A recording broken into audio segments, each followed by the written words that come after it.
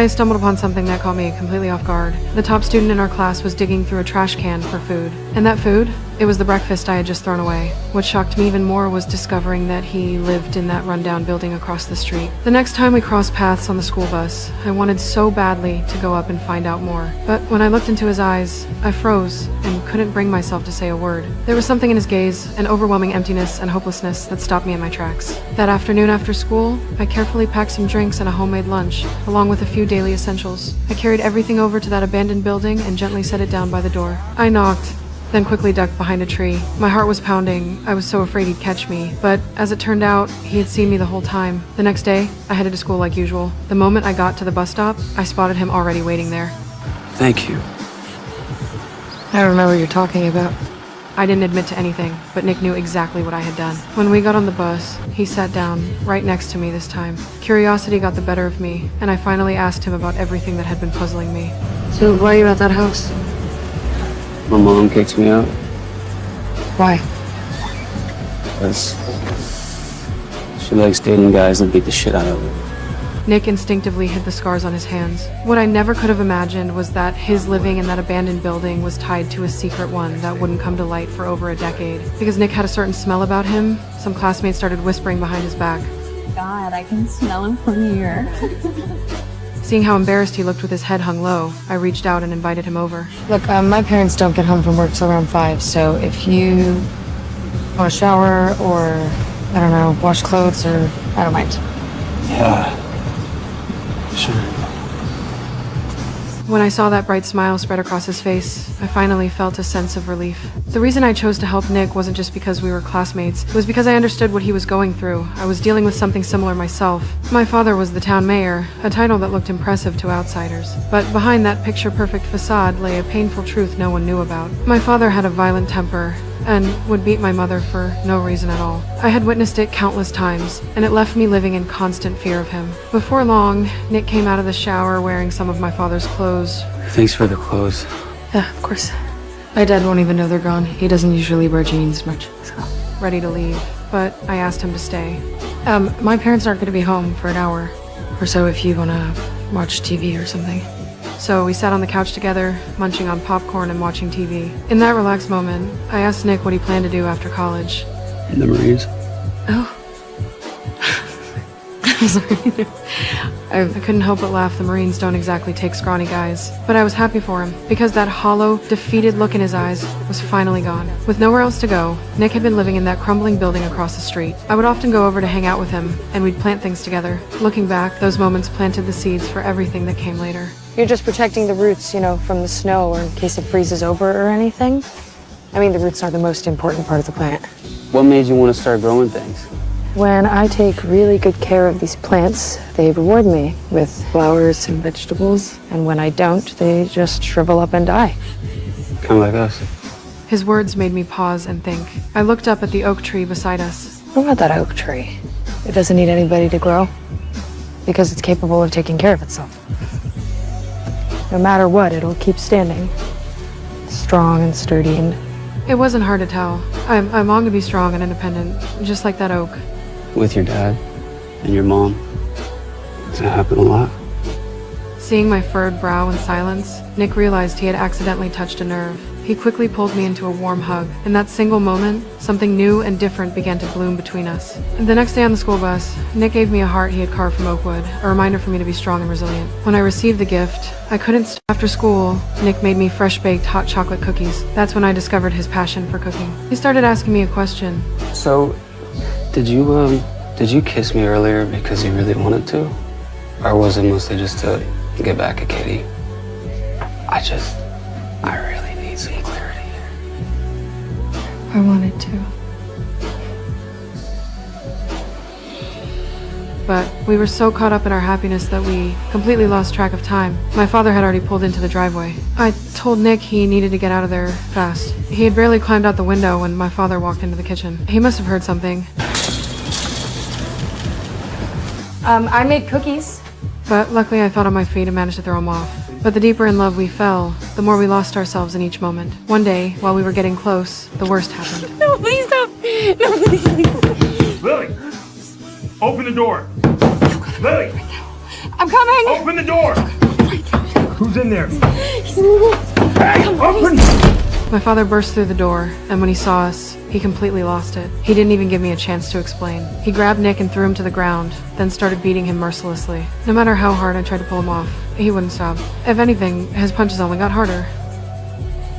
Nick ended up being taken away in an ambulance. What my father did that day was like a violent storm that tore our love apart and shattered my heart into a million pieces. After that, I left town without looking back, escaping from a home that had become suffocating. Time flies, and people change. 10 years slipped by in the blink of an eye, but my resentment toward my father never faded. Not even a little. It wasn't until the day he died that I finally returned to that small town. By then, only my mother remained, her face lined with wrinkles. Throughout those long 10 years, one question had always haunted me. Why didn't she leave with me? I made my way to my old bedroom. After more than a decade, I was finally back in this familiar space. But when I walked to the window and pulled back the curtains, I noticed that the rundown building across the street had been completely renovated. As for Nick, after what happened, he had vanished without a trace. I turned around and opened my music box, my eyes landing on the oak heart Nick had given me. In that moment, memories came flooding back like a tidal wave, pulling me deep into the past. But my mother's arrival snapped me out of it. She wanted me to say 5 good things about my father at his funeral. When the day of the funeral came, I stood there staring at the blank piece of paper in my hand, then glanced at my mother in the audience. My mind was completely empty. I searched every corner of my memory, but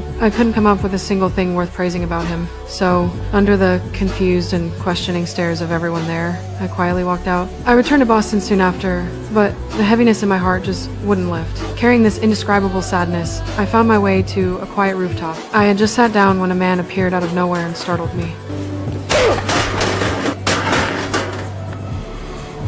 I quickly turned away to avoid his gaze. He seemed just as surprised to find someone else up there, but he quickly composed himself. It's been a day. Will you please get down from there? I'm good, thanks. He's making me nervous sitting so close to the edge. I wasn't planning on engaging with him, but then he sat down right next to me. I was caught completely off guard. His name was Ryle, a neurosurgeon. Not only was he incredibly good looking, but he also had the most captivating personality. Within just a few sentences, he had me laughing so hard I could barely breathe. I opened up to him, telling him that my father had just passed away, and I had come here hoping to have a good cry, only to run into someone as funny as him instead. I'm sorry. I could have made it back, to see him before he died, but I didn't. I watched the little boy die tonight. He was only 6 years old. His brother found a gun in his parents' bedroom and it went off by accident. He tried everything. No one should have to. I can't imagine what that's gonna do to that little boy who lived. Destroy him for life. That's what it'll do. Ryle seemed puzzled by what I said, but he quickly changed the subject and started asking about my first love. I was friends with this boy named Atlas, and he was kind and incredibly capable, and, he just had a shit hand. Making me jealous of a homeless man. My. Okay, that's enough. That's your turn. Oh no, I think I'm done. Can't top that. That was both sexy and disturbing. Okay, just shock me. You can say I anything. want to have sex with you. I didn't know what to say. I could tell right away that Ryle was a smooth talker, but he brushed it off with a casual, I don't really do relationships. As Ryle leaned in closer, I can't. I'm the kind of girl you take home to mama. How far would you go? You could try me. he couldn't help but reach out and play with a strand of my hair. His touch sent a warmth through me that felt like it could melt ice. And for the first time in 10 years, something inside me began to stir. Just as the tension between us was reaching its peak, an unexpected phone call broke the spell. Snapping back to reality, I said goodbye to Ryle. After all, deep down, I was still in love with Nick. And just like that, without exchanging any contact information, we went our separate ways. The next morning, Ryle's sister came by with coffee like she always did. But the moment she saw me, her face filled with shock. Lily knew all about her brother's past. Worried that someone as naive and kind-hearted as me might get hurt, she urged me to be careful with this relationship. Every word she spoke was laced with concern. Before long, she couldn't help but scold her brother, pleading with him to cherish what was right in front of him. But by then, Ryle and I had already fallen head over heels for each other. His sister's warnings fell on deaf ears. From that point on, Ryle seemed like a completely different person. He left his reckless, wild ways behind and devoted himself entirely to me. For every date, he would pour so much time and effort into everything, from picking the perfect spot to planning all kinds of fun activities. As time passed, our bond only grew stronger. I watched Ryle transform with my own eyes, and in my heart, I became absolutely certain this new version of Ryle was the soulmate I had been searching for all along. Before long, we moved in together, but fate had other plans for us. One day, I found out my mom was coming to visit, and she specifically wanted to go to a restaurant called Root. When Ryle heard this, he immediately jumped at the chance to join us. Wait, you want to meet my mom? Is that a problem? I mean, I don't think it's a good idea. Ouch. No. It's not because of you. It is because of her. This woman, I this just woman. want to meet the mother of the woman I love. Faced with his enthusiasm, I couldn't say no. While I was getting ready, I caught a glimpse of the heart tattoo on my collarbone. I had gotten it to remember my first love. Every time I saw it, a look of regret would cross my face. That evening, we arrived at Root. It was the first time I introduced my boyfriend to my mom. With his charm and sense of humor, Ryle quickly won her over. But while Ryle stepped away to use the restroom, the restaurant owner came to take our order. That's when I noticed a scar on his hand. It looked so familiar. Instinctively, I looked up at his face.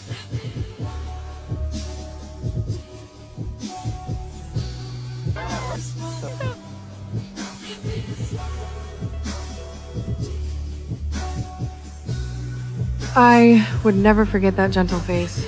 In that moment, my heart was thrown into turmoil. After Ryle came back, I quickly made an excuse to go to the restroom. I just needed a moment to collect myself. Lily Bloom. Atlas. You look... Yeah, Oh, God, thank you. Time seemed to stand still. Memories of those sweet, innocent days came flooding back like scenes from a movie. It felt like we had been transported back to that pure and carefree time. During our brief conversation, I learned that Atlas had achieved his dream of becoming a Marine, and because he had always loved cooking since he was a kid, he opened a restaurant in Boston after leaving the service. The name of the restaurant held special meaning. Though we both felt a sense of regret about the past, we knew the truth there was no turning back the clock. What was done was done. After seeing my boyfriend, Atlas mentioned that he was also seeing someone. Her name was Alyssa. Before we parted, he asked for the address of my flower shop, then shyly went back to work. But this unexpected reunion planted a quiet seed of unease in the soil of my relationship with Ryle. By late fall, Ryle's sister announced she was pregnant, and we all went out to celebrate at a bar. But when we got home, Ryle happened to notice the tattoo on my collarbone. I knew in my heart that this tattoo was a memento of my first love, but seeing it clearly bothered Ryle. He kept pressing me about where it came from, suspicion flickering in his eyes, but I shut down and refused to talk about that chapter of my life. As the tension between us mounted, a sharp burning smell darker. That evening, Lyle suggested we go to a restaurant called Root to celebrate his sister's pregnancy. But I was worried sick, terrified that Nick would notice my injuries, so I tried my best to talk Lyle into picking a different place. He kept insisting, though, saying how much he loved that restaurant and how badly he wanted to take his sister there to try it. I couldn't win the argument, so I finally gave in. I figured I could cover up the bruises with makeup, but what I didn't expect was that the moment Nick saw me, he saw right through it.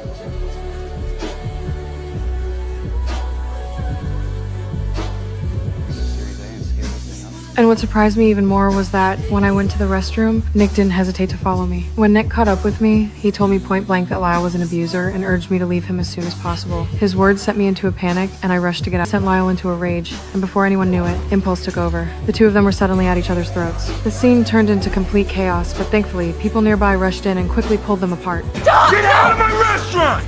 Stop! Let's get out of here! Get out of my restaurant! Stop! I felt helpless, and to calm Lyle down, I had no choice but to promise him I would never have anything to do with Nick again. But it wasn't long before Nick showed up at my flower shop. I just wanted to say I'm really sorry.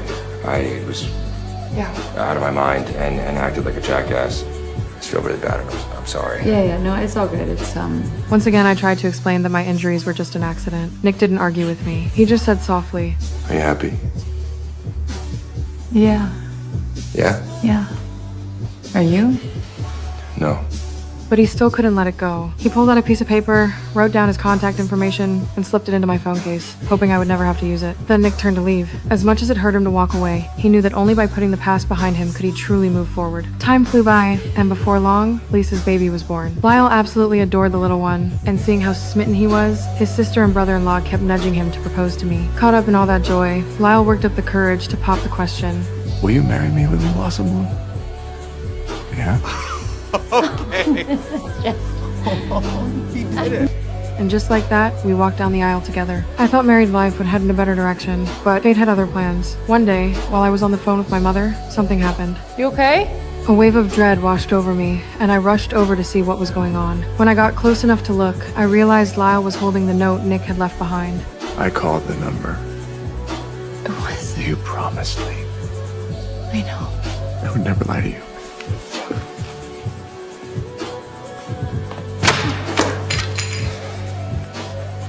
My heart raced as I hurried after him, desperate to explain everything. But just as I reached the top of the stairs, disaster struck again. Stop! Please don't stop.